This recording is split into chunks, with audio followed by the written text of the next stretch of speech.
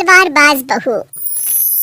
बचपन का शौक समझ निक्की के घर वाले उसका एडमिशन फेंसिंग कोचिंग में करा तो देते हैं, पर कुछ सालों बाद वही शौक जब उसका जुनून और सपना बन जाता है तो सब उसके खिलाफ हो जाते हैं। और लड़की के हाथ में तलवार दो ना, अब मैडम तलवारबाज बनना चाहती है। बच्ची का शौक समझ दाखिला करवा दिया, क्या पता था ये सब देखना पड़ेगा। अरे बहुत हो गई तलवारबाजी, आज से तू सिर्फ रसोई और बेलन देखेगी। पर मम्मी पापा, फेंसिंग भी फुटबॉल और क्रिकेट की तरह एक स्पोर्ट है। थोड़ी और प्रैक्टिस के बाद मुझे स्टेट, फिर नेशनल और फिर इंटरनेशनल खेलने का मौका भी मिल सकता है। निक्की की बात से भड़के हुए घर वाले आगे कुछ सुने या समझे बिना उसके घर में रहने का ऐलान कर देते हैं, जिसके कुछ हफ्तों बाद निक्की की आयुष के साथ शादी हो जाती है। ससुराल पहुंचने के कुछ दिनों बाद बहुत हिम्मत के साथ निक्की फिर वही फरियाद लिए इस बार अपनी सास के पास जाती है। मम्मी जी, क्या मैं कोचिंग दोबारा शुरू कर सकती हूँ? कैसे कोचिंग? तेरे मम्मी पापा ने तो हमें किसी कोचिंग या पढ़ाई के बारे में नहीं बताया। वो पढ़ाई नहीं, फेंसिंग की कोचिंग है। और देख, अपने अंग्रेजी के बड़े बड़े शब्द ना मुझसे ना बोला कर, सीधे सीधे बता कि ये फेंसिंग है क्या। मम्मी पापा के साथ अपने एक्सपीरियंस के बाद निक्की कोई रिस्क ना लेते हुए सास से झूठ बोल मंजूरी ले लेती है, और इसी के साथ निक्की के सपनों की दुनिया शुरू हो जाती है, जिसमें अब वो सुबह उठ जल्दी जल्दी घर का सारा काम खत्म करके ज्यादा से ज्यादा समय अपनी फेंसिंग प्रैक्टिस में बिताने लगती है। इसी तरह महीने बीत जाते हैं। वाओ, आई कांट बिलीव, जो सपना एक बार नामुमकिन लग रहा था, आज मैं उससे सिर्फ 2 हफ्ते दूर हूँ। देखिए, तुम बहुत अच्छा कर रही हो, बस अपने फॉर्म को खराब मत होने देना, और नेशनल्स का मेडल तुम्हारे गले में आना पक्का है। इस बात को सुनकर निक्की नेशनल गेम की खुशी में झूमती हुई जैसे ही उस शाम घर पहुंचती है तो आयुष को पैर में प्लास्टर के साथ सोफे पर बैठा देख परेशान हो जाती है। ये क्या, कैसे हुआ? किसी ने मुझे फोन क्यों नहीं किया? ऑफिस से आते हुए रास्ते में किसी ने टक्कर मार दी, इसलिए बहू कल से इसके ठीक होने तक तू कोचिंग से छुट्टी ले ले। डॉक्टर ने पूरा बेड रेस्ट बोला है।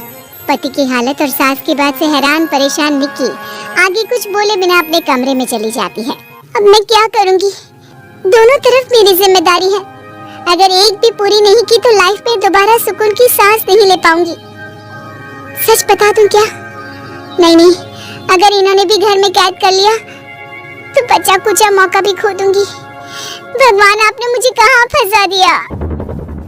मन ही मन ये सब सोचते हुए निक्की घर के काम और पति की सेवा में लग जाती है। इसी तरह 1 हफ्ता बीत जाता है। बहुत सोचने के बाद भी जब कोई दूसरा रास्ता नहीं दिखता तो निक्की सबको फेंसिंग की सच्चाई बताने का फैसला करती है और सास और पति के पास आती है। मम्मी, आयुष, मुझे आप दोनों से एक बात करनी है। तुम्हें भी मम्मी की तरह गैस हो गई है क्या? तू भी बूढ़ी औरत की मजाक उड़ा ले।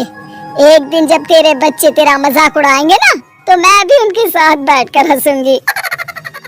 घर का ये हंसता खेलता माहौल देखकर निक्की आगे कुछ बोल ही नहीं पाती। तभी गोलियां चलने की आवाज सुनकर सब डर जाते हैं और कुछ आतंकवादी घर में घुसकर सबको बाहर निकाल देते हैं, जहां उनके एरिया के बाकी सब लोग भी इकट्ठा होते हैं। ये किसी भी तरह के होशियारी नहीं करेगा। हमें बस कुछ समय के लिए चुप रहने की जगह चाहिए, इसलिए अगर तमीज में रहोगे तो जिंदा बच जाओगे। और अगर मम्मी को ज्यादा मन हो तो अपना सीआईडी वाला दिमाग चला सकते हो। डर की वजह से कोई इसके आगे कुछ नहीं बोलता। कुछ घंटे इसी तरह आतंकवादियों की कैद में बैठे रहने के बाद निक्की की सास गुस्से में चिल्लाने लगती है। और तुम कल मुँहों को आम लोगों को परेशान करने के अलावा और कुछ नहीं आता क्या? मैं कहती हूँ, अरे एक एक को मेरी बद्दुआ लगेगी, कोई जिंदा नहीं बचेगा। ये आप क्या कर रही हो मम्मी? सॉरी, वो परेशान हो गई इसलिए कुछ भी बोल दिया। प्लीज इन्हें छोड़ दीजिए, आप कुछ नहीं बोलेंगी। अरे तू डरपोक की तरह इनसे माफी मांग रहा है, कुछ तो अपने पापा के गुण ले लेता। अगर आज वो यहाँ होते तो इतनी देर में सबका गला काट चुके होते। क्या मतलब? नहीं मम्मी, प्लीज दोबारा वही सब शुरू मत करना। आखिर कोई मुझे भी बताएगा कि बात क्या है। तेरे ससुर जी अपने समय के सबसे बेहतरीन और उम्दा तलवारबाज थे। कोई कितनी भी बड़ी बंदूक या कितने भी ज्यादा हथियारों के साथ उनके सामने क्यों ना आ जाए, सबको एक एक करके चित कर देते थे। वाह, ससुर जी और क्या क्या करते थे? निक्की का इंटरेस्ट देख सास उसे ससुर जी और उनकी तलवारबाजी की कहानियां सुनाने लगती है, जिन्हें बहुत देर तक सुनने के बाद अपने आप को रोक ना पाते हुए निक्की आखिर उनसे तलवार के बारे में पूछ ही लेती है। मम्मी जी, क्या पापा जी की वो तलवार आज भी आपके पास है? अरे इन्होंने अपने बेटे से ज्यादा उस तलवार से प्यार किया है तो फेंक कैसे देती, संदूक में संभाल कर रखी है। आयुष की बात सुन निक्की की आंखें चमक उठती हैं और वो सब कुछ भूल तलवार निकालने की बात कर बैठती है, जिसे सुन बाकी दोनों की आंखें फट जाती हैं। क्या बोला, जरा फिर से बोल। क्या कहानियां सुनकर तुम भी अपने आप को झांसी की रानी समझने लगी? यही समझ लो कि तुमने झांसी की रानी के साथ ही शादी की है। ओ मोहतरमा, जरा सपनों की दुनिया से बाहर निकल आओ और शांति से बैठ जाओ। आई बड़ी झांसी की रानी बनेगी। माहौल की गंभीरता और सास आयुष का रिएक्शन देख निक्की के पास उन्हें सच्चाई बताने के अलावा और कोई ऑप्शन नहीं बचता, इसलिए वो बिना कुछ सोचे समझे और देर किए उन्हें पूरी सच्चाई बता देती है, जिसे सुन दोनों भौंचक्के रह जाते हैं। और इसी के साथ अगले हफ्ते मुझे नेशनल्स खेलने का भी मौका मिला है, भरोसा कीजिए मैं कर सकती हूँ। निक्की की बातों से अभी तक सदमे में बैठे आयुष और सास उनकी तबीयत खराब होने का बहाना बनाते हैं और दवाइयाँ लाने के बहाने घर के अंदर जाने की बात करते हैं, जिस पर एक आतंकवादी भी उनके साथ घर के अंदर जाता है। निक्की दवाइयाँ लेने के बाद बाथरूम का बहाना बनाकर सास के कमरे में पहुंच जाती है। अब क्या बाथरूम भी साथ चलोगे? यही कमरे में रुको। 5 मिनट बाद बाहर नहीं आई तो अंदर आकर सारी गालियां सिर में उतार दूंगा। निक्की बाथरूम के अंदर चली जाती है। अब क्या करूं? तलवार कैसे निकालूं? मुझे किसी भी तरह इससे छुटकारा पाना होगा। सोच निक्की, जल्दी कुछ सोच। कुछ देर परेशान बाथरूम में इधर से उधर घूमने के बाद निक्की की नजर फर्स्ट एड बॉक्स पर पड़ती है और वो तुरंत उसमें से कैंची निकालकर उसे छुपाते हुए चुपचाप बाहर निकल आती है।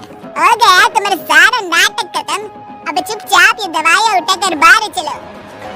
ऐसा बोलकर जैसे ही आतंकवादी मुड़ता है, निक्की तुरंत उसकी गर्दन पर कैंची से वार कर देती है और उसकी बंदूक हाथ में लिए संदूक से तलवार निकालने लगती है, जिसके कुछ देर बाद वो घर के पीछे वाली खिड़की से बाहर निकलकर छुपकर एक एक करके सब आतंकवादियों पर वार करके उन्हें घायल कर देती है।